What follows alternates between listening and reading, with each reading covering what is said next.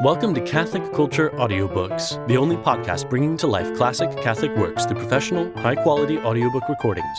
Stay up to date with our latest podcast releases by signing up for our newsletter at catholicculture.org/getaudio. Today's reading, Address to Young Men on the Right Use of Greek Literature, by St. Basil the Great, translated by Frederick Morgan Paddleford, Ph.D., narrated by James T. Majewski.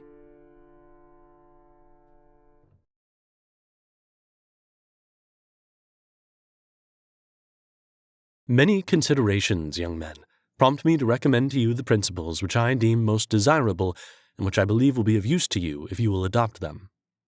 For my time of life, my many-sided training, yea, my adequate experience in those vicissitudes of life which teach their lessons at every turn, have so familiarized me with human affairs that I am able to map out the safest course for those just starting upon their careers. By nature's common bond, I stand in the same relationship to you as your parents, so that I am no whit behind them in my concern for you. Indeed, if I do not misinterpret your feelings, you no longer crave your parents when you come to me. Now, if you should receive my words with gladness, you would be in the second class of those who, according to Hesiod, merit praise. If not, I should say nothing disparaging, but no doubt you yourselves would remember the passage in which that poet says, "He is best who, of himself, recognizes what is his duty, and he also is good who follows the course marked out by others. But he who does neither of these things is of no use under the sun." Do not be surprised if to you, who go to school every day, and who, through their writings, associate with the learned men of old, I say that out of my own experience I have evolved something more useful. Now this is my counsel, that you should not unqualifiedly give over your minds to these men, as a ship is surrendered to the rudder to follow whither they list, but that, while receiving whatever of value they have to offer, you yet recognize what it is wise to ignore. Accordingly, from this point on I shall take up and discuss the pagan writings, and how we are to discriminate among them. We Christians, young men, hold that this human life is not a supremely precious thing, nor do we recognize anything as unconditionally a blessing which benefits us in this life only. Neither pride of ancestry, nor bodily strength, nor beauty, nor greatness, nor the esteem of all men, nor kingly authority, nor indeed whatever of human affairs may be called great, do we consider worthy of desire, or the possessors of them as objects of envy. But we place our hopes upon the things which are beyond, and in preparation for the life eternal do all things that we do. Accordingly, whatever helps us towards this, we say that we must love and follow after with all our might. But those things which have no bearing upon it should be held as naught. But to explain what this life is, and in what way and manner we shall live it, requires more time than is at our command, and more mature hearers than you. And yet, in saying thus much, perhaps I have made it sufficiently clear to you. If one should estimate and gather together all earthly weal from the creation of the world, he would not find it comparable to the smallest part of the possessions of heaven. Rather, that all the precious things in this life fall further short of the least good in the other than the shadow or the dream fails of the reality. Or rather, to avail myself of a still more natural comparison, by as much as the soul is superior to the body in all things, by so much is one of these lives superior to the other. Into the life eternal the Holy Scriptures lead us, which teach us through divine words. But so long as our immaturity forbids our understanding their deep thought, we exercise our spiritual perceptions upon profane writings, which are not altogether different, and in which we perceive the truth, as it were, in shadows and in mirrors. Thus we imitate those who perform the exercises of military practice, for they acquire skill in gymnastics and in dancing, and then in battle reap the reward of their training. We must needs believe that the greatest of all battles lies before us, in preparation for which we must do and suffer all things to gain power. Consequently, we must be conversant with poets, with historians, with orators, indeed with all men who may further our soul's salvation.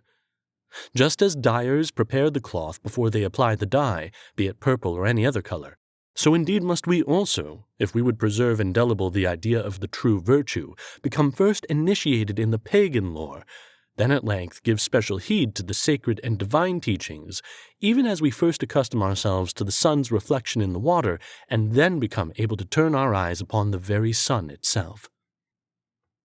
If, then, there is any affinity between the two literatures, a knowledge of them should be useful to us in our search for truth. If not, the comparison, by emphasizing the contrast, will be of no small service in strengthening our regard for the better one. With what now may we compare these two kinds of education to obtain a simile? Just as it is the chief mission of the tree to bear its fruit in its season, though at the same time it puts forth for ornament the leaves which quiver on its boughs, even so the real fruit of the soul is truth. Yet it is not without advantage for it to embrace the pagan wisdom, as also leaves offer shelter to the fruit, and an appearance not untimely. That Moses, whose name is a synonym for wisdom, severely trained his mind in the learning of the Egyptians, and thus became able to appreciate their deity. Similarly, in later days the wise Daniel is said to have studied the lore of the Chaldeans while in Babylon, and after that to have taken up the sacred teachings. Perhaps it is sufficiently demonstrated that such heathen learning is not unprofitable for the soul. I shall then discuss next the extent to which one may pursue it. To begin with the poets, since their writings are of all degrees of excellence, you should not study all of their poems without omitting a single word. When they recount the words and deeds of good men, you should both love and imitate them, earnestly emulating such conduct. But when they portray base conduct, you must flee from them and stop up your ears, as Odysseus is said to have fled past the Song of the Sirens, for familiarity with evil writings paves the way for evil deeds. Therefore the soul must be guarded with great care, lest through our love for letters it receive some contamination unawares, as men drink in poison with honey. We shall not praise the poets when they scoff and rail, when they represent fornicators and wine-bibbers, when they define blissfulness by groaning tables and wanton songs. Least of all shall we listen to them when they tell us of their gods, and especially when they represent them as being many, and not at one among themselves. For among these gods at one time brother is at variance with brother, or the father with his children. At another the children engage in truceless war against their parents. The adulteries of the gods and their amours, and especially those of the one whom they call Zeus, chief of all and most high, things of which one cannot speak, even in connection with brutes, without blushing, we shall leave to the stage. I have the same words for the historians, and especially when they make up stories for the amusement of their hearers. And certainly we shall not follow the example of the rhetoricians in the art of lying. For neither in the courts of justice nor in other business affairs will falsehood be of any help to us Christians, who, having chosen the straight and true path of life, are forbidden by the gospel to go to law. But on the other hand, we shall receive gladly those passages in which they praise virtue or condemn vice. For just as bees know how to extract honey from flowers, which to men are agreeable only for their fragrance and color, even so here also those who look for something more than pleasure and enjoyment in such writers may derive profit for their souls. Now then, altogether after the manner of bees must we use these writings, for the bees do not visit all the flowers without discrimination, nor indeed do they seek to carry away entire those upon which they light, but rather, having taken so much as is adapted to their needs, they let the rest go. So we, if wise, shall take from heathen books whatever befits us and is allied to the truth, and shall pass over the rest. And just as in culling roses we avoid the thorns, from such writings as these we will gather everything useful and guard against the noxious. So, from the very beginning, we must examine each of their teachings, to harmonize it with our ultimate purpose, according to the Doric proverb, testing each stone by the measuring line. Since we must needs attain to the life to come through virtue, our attention is to be chiefly fastened upon those many passages from the poets, from the historians, and especially from the philosophers, in which virtue itself is praised. For it is of no small advantage that virtue become a habit with a youth, for the lessons of youth make a deep impression, because the soul is then plastic, and therefore they are likely to be indelible. If not to incite youth to virtue, pray what meaning may we suppose that Hesiod had in those universally admired lines, of which the sentiment is as follows: "Rough is the start, and hard, and the way steep and full of labor and pain, that leads toward virtue. Wherefore, on account of the steepness, it is not granted to every man to set out, nor to the one having set out, easily to reach the summit. But when he has reached the top, he sees that the way is smooth and fair, easy and light to the foot, and more pleasing than the other, which leads to wickedness." Of which the same poet said that one may find it all around him in great abundance. Now it seems to me that he had no other purpose in saying these things than so to exhort us to virtue, and so to incite us to bravery, that we may not weaken our efforts before we reach the goal.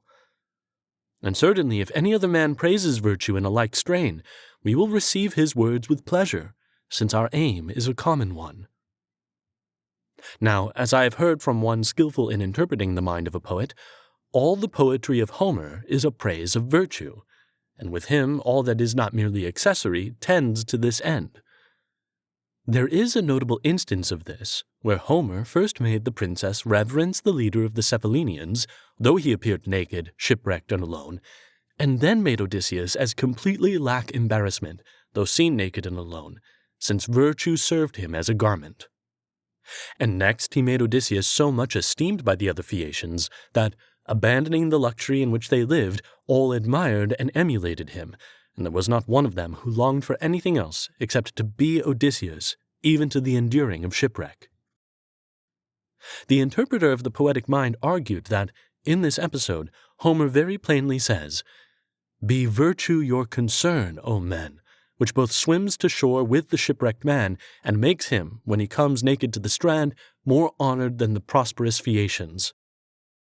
And indeed, this is the truth, for other possessions belong to the owner no more than to another, and, as when men are dicing, fall now to this one, now to that.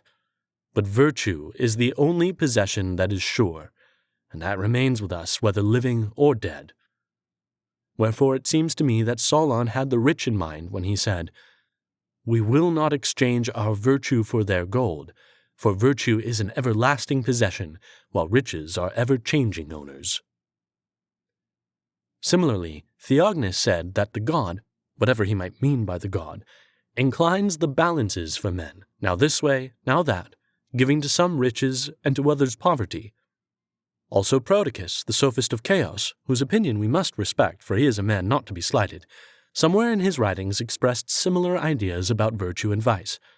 I do not remember the exact words, but as far as I recollect the sentiment, in plain prose it ran somewhat as follows. "While Hercules was yet a youth, being about your age, as he was debating which path he should choose, the one leading through toil to virtue, or its easier alternate, 2 women appeared before him, who proved to be virtue and vice. Though they said not a word, the difference between them was at once apparent from their mien.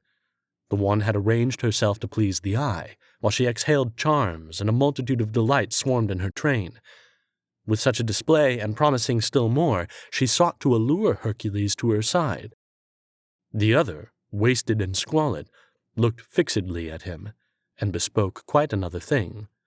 For she promised nothing easy or engaging, but rather infinite toils and hardships, and perils in every land and on every sea.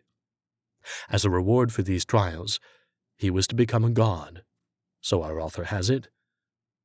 The latter Hercules at length followed." Almost all who have written upon the subject of wisdom have more or less, in proportion to their several abilities, extolled virtue in their writings. Such men must one obey, and must try to realize their words in his life. For he who by his works exemplifies the wisdom which with others is a matter of theory alone, breathes. All others flutter about like shadows. I think it is as if a painter should represent some marvel of manly beauty, and the subject should actually be such a man as the artist pictures on the canvas. To praise virtue in public with brilliant words and with long, drawn-out speeches, while in private preferring pleasures to temperance and self-interest to justice, finds an analogy on the stage, for the players frequently appear as kings and rulers, though they are neither, nor perhaps even genuinely free men. A musician would hardly put up with a lyre which was out of tune, nor a choragus with the chorus not singing in perfect harmony. But every man is divided against himself who does not make his life conform to his words, but who says with Euripides, "The mouth indeed hath sworn, but the heart knows no oath." Such a man will seek the appearance of virtue rather than the reality. But to seem to be good when one is not so is, if we are to respect the opinion of Plato at all, the very height of injustice. After this wise, then, are we to receive those words from the pagan authors which contain suggestions of the virtues. But since also the renowned deeds of the men of old either are preserved for us by tradition or are cherished in the pages of poet or historian, we must not fail to profit by them. A fellow of the street rabble once kept taunting Pericles, but he meanwhile gave no heed, and they held out all day, the fellow deluging him with reproaches, but he for his part not caring. Then, when it was evening and dusk, and the fellow still clung to him, Pericles escorted him with a light, in order that he might not fail in the practice of philosophy. Again, a man in a passion threatened and vowed death to Euclid of Megara, but he in turn vowed that the man should surely be appeased and cease from his hostility to him. How invaluable it is to have such examples in mind when a man is seized with anger. On the other hand, one must altogether ignore the tragedy which says in so many words, "Anger arms the hand against the enemy," for it is much better not to give way to anger at all. But if such restraint is not easy, we shall at least curb our anger by reflection, so as not to give it too much rein. But let us bring our discussion back again to the examples of noble deeds. A certain man once kept striking Socrates, the son of Sophroniscus, in the face, yet he did not resent it, but allowed full play to the ruffian's anger, so that his face was swollen and bruised from the blows. Then when he stopped striking him, Socrates did nothing more than write on his forehead, as an artisan on a statue, who did it, and thus took out his revenge. Since these examples almost coincide with our teachings, I hold that such men are worthy of emulation. For this conduct of Socrates is akin to the precept that to him who smites you upon the one cheek, you shall turn the other also. Thus much may you be avenged. The conduct of Pericles and of Euclid also conforms to the precept, "Submit to those who persecute you, and endure their wrath with meekness," and to the other, "Pray for your enemies, and curse them not." One who has been instructed in the pagan examples will no longer hold the Christian precepts impracticable. But I will not overlook the conduct of Alexander, who, on taking captive the daughters of Darius, who were reputed to be of surpassing beauty, would not even look at them, for he deemed it unworthy of one who was a conqueror of men to be a slave to women. This is of a piece with the statement that he who looks upon a woman to lust after her, even though he does not commit the act of adultery, is not free from its guilt, since he has entertained impure thoughts. It is hard to believe that the action of Cleinias, one of the disciples of Pythagoras, was an accidental conformity to our teachings and not designed imitation of them. What then was this act of his? By taking an oath, he could have avoided a fine of 3 talents, yet rather than do so, he paid the fine, though he could have sworn truthfully. I am inclined to think that he had heard of the precept which forbids us to swear. But let us return to the same thought with which we started, namely, that we should not accept everything without discrimination, but only what is useful. For it would be shameful should we reject injurious foods, yet should take no thought about the studies which nourish our souls, but, as a torrent, should sweep along all that came near our path and appropriate it. If the helmsman does not blindly abandon his ship to the winds, but guides it toward the anchorage, if the archer shoots at his mark, if also the metalworker or the carpenter seeks to produce the objects for which his craft exists, would there be rhyme or reason in our being outclassed by these men, mere artisans as they are, in quick appreciation of our interests? For is there not some end in the artisan's work? Is there not a goal in human life? which the one who would not wholly resemble unreasoning animals must keep before him in all his words and deeds. If there were no intelligence sitting at the tiller of our souls, like boats without ballast, we should be borne hither and thither through life, without plan or purpose. An analogy may be found in the athletic contests, or, if you will, in the musical contests, for the contestants prepare themselves by a preliminary training for those events in which wreaths of victory are offered, and no one by training for wrestling or for the pankration would get ready to play the lyre or the flute. At least Polydamas would not, for before the Olympic Games he was wont to bring the rushing chariot to a halt, and thus hardened himself. Then Milo could not be thrust from his smeared shield, but, shoved as he was, clung to it as firmly as statues soldered by lead. In a word, by their training they prepared themselves for the contests. If they had meddled with the airs of Marsyas or of Olympias, the Phrygians, abandoning dust and exercise, would they have won ready laurels or crowns, or would they have escaped being laughed at for their bodily incapacity? On the other hand, certainly Timotheus the musician did not spend his time in the schools for wrestling, for then it would not have been his to excel all in music, he who was so skilled in his art that at his pleasure he could arouse the passions of men by his harsh and vehement strains, and then by gentle ones quiet and soothe them. By this art, when once he played Phrygian airs on the flute to Alexander, he is said to have incited the general to arms in the midst of feasting, and then, by milder music, to have restored him to his carousing friends. Such power to compass one's end, either in music or in athletic contests, is developed by practice. I have called to mind the wreaths and the fighters. These men endure hardships beyond number. They use every means to increase their strength. They sweat ceaselessly at their training. They accept many blows from the master. They adopt the mode of life which he prescribes, though it is most unpleasant, and, in a word, they so rule all their conduct that their whole life before the contest is preparatory to it. Then they strip themselves for the arena, and endure all and risk all to receive the crown of olive or of parsley or some other branch, and be announced by the herald as victor. Will it then be possible for us, to whom are held out rewards so wondrous in number and in splendor that tongue cannot recount them, while we are fast asleep and leading carefree lives, to make these our own by half-hearted efforts? Surely, were an idle life a very commendable thing, Sardanapalus would take the first prize, or Marietes, if you will, whom Homer, if indeed the poem is by Homer, put down as neither a farmer, nor a vine-dresser, nor anything else that is useful. Is there not rather truth in the maxim of Pittacus, which says, "It is hard to be good"?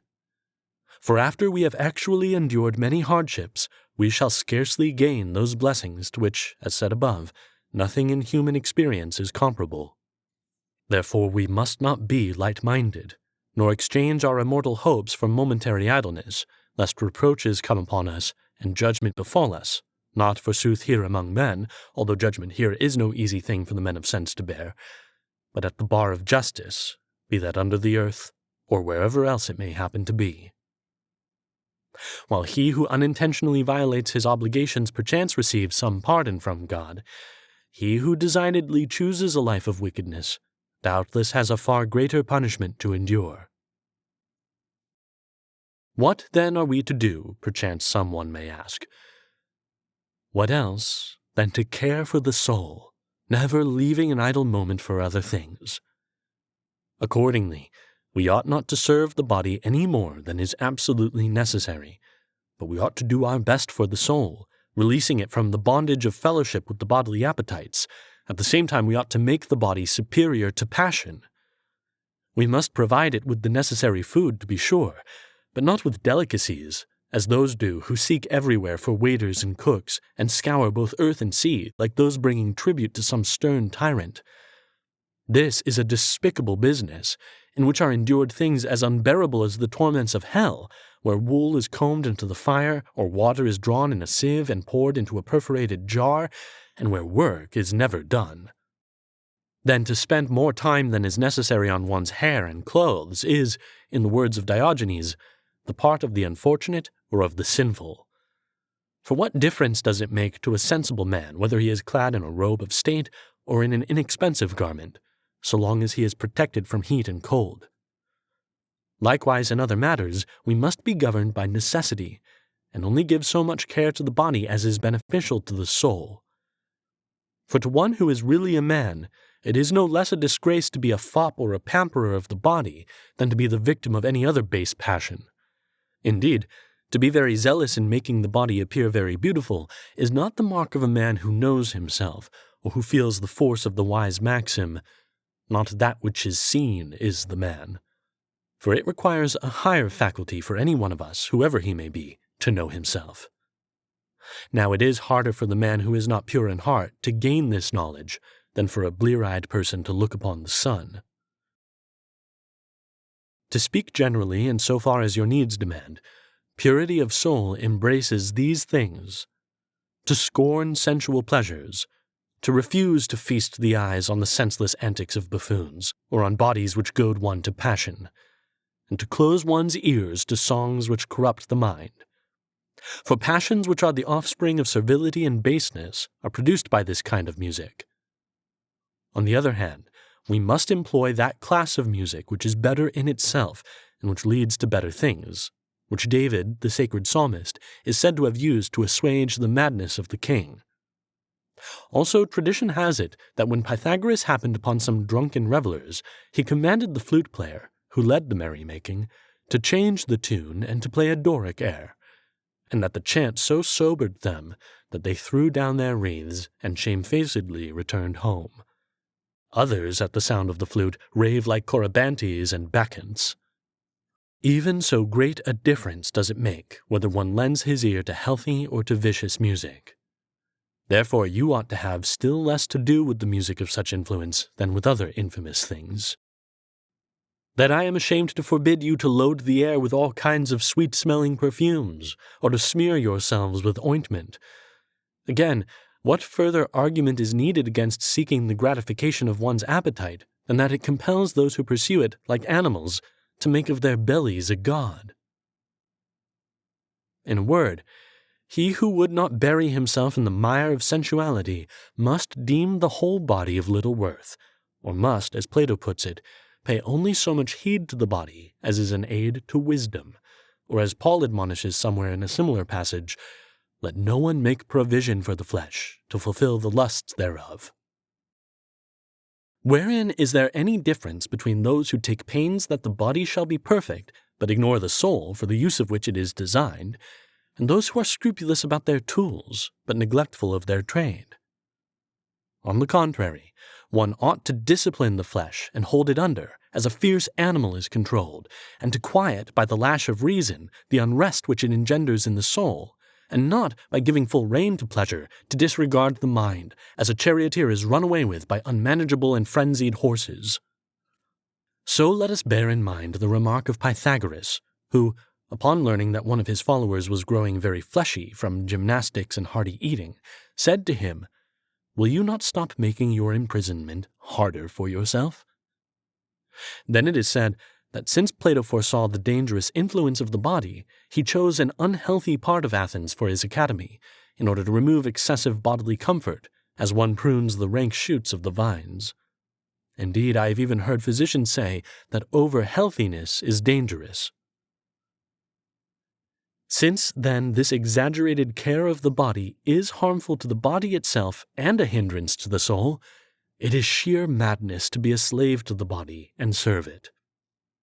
If we were minded to disregard attention to the body, we should be in little danger of prizing anything else unduly.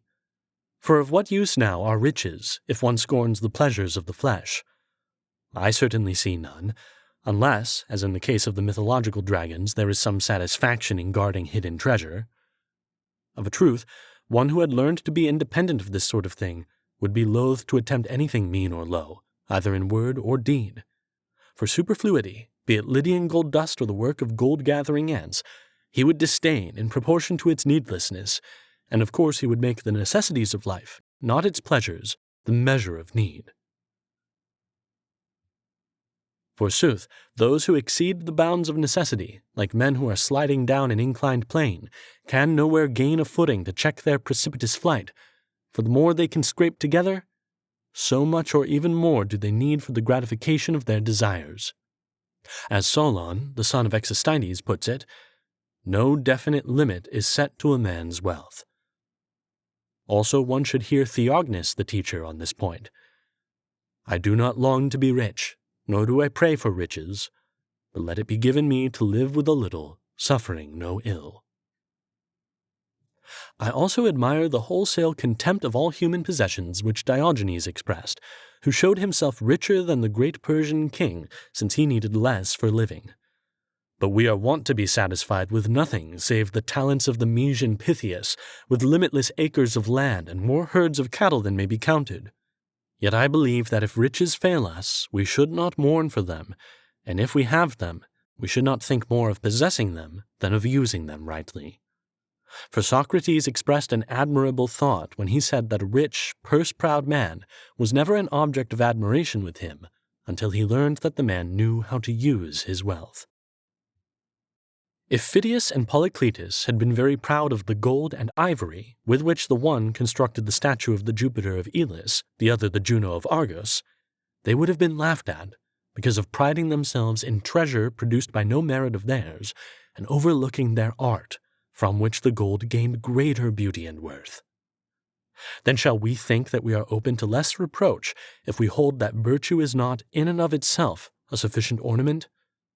Again, shall we, while manifestly ignoring riches and scorning sensual pleasures, court adulation and fulsome praise, vying with the fox of Archilochus in cunning and craft? Of a truth, there is nothing which the wise man must more guard against than the temptation to live for praise and to study what pleases the crowd. Rather, truth should be made the guide of one's life, so that if one must needs speak against all men and be in ill favor and in danger for virtue's sake, he shall not swerve at all from that which he considers right. Else how shall we say that he differs from the Egyptian sophist, who at pleasure turned himself into a tree, an animal, fire, water, or anything else? Such a man now praises justice to those who esteem it, and now expresses opposite sentiments when he sees that wrong is in good repute. This is the fawner's trick. Just as the polypus is said to take the color of the ground upon which it lies, so he conforms his opinions to those of his associates. To be sure, we shall become more intimately acquainted with these precepts in the sacred writings, but it is incumbent upon us for the present to trace, as it were, the silhouette of virtue in the pagan authors. For those who carefully gather the useful from each book are wont, like mighty rivers, to gain accessions on every hand. For the precept of the poet, which bids us add little to little, must be taken as applying not so much to the accumulation of riches as of the various branches of learning.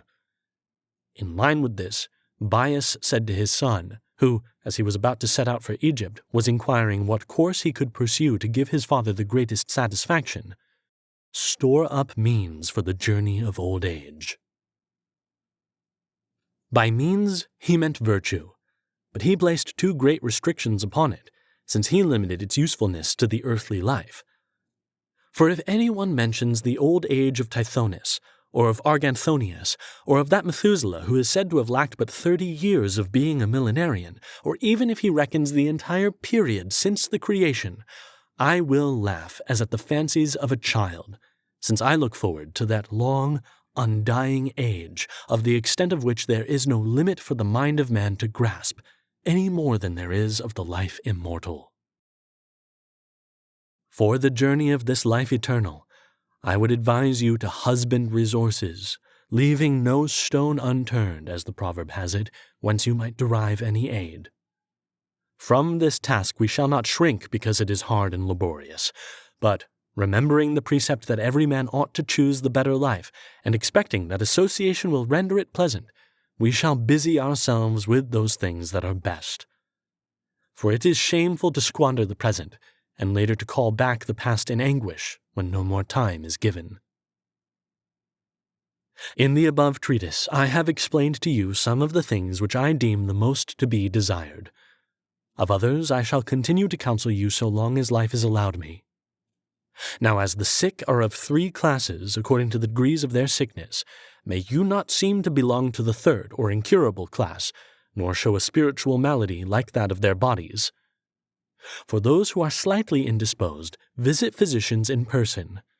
And those who are seized by violent sickness, call physicians. But those who are suffering from a hopelessly incurable melancholy do not even admit the physicians if they come. May this now not be your plight, as would seem to be the case were you to shun these right counsels.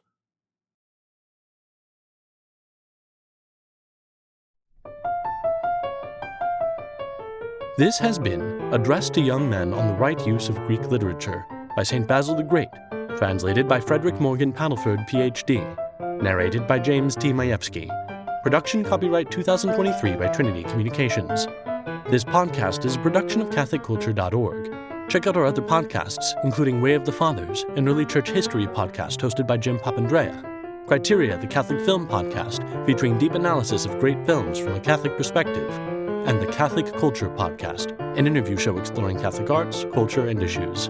You'll find all of this, as well as Catholic news, commentary, liturgical year resources, and more at CatholicCulture.org.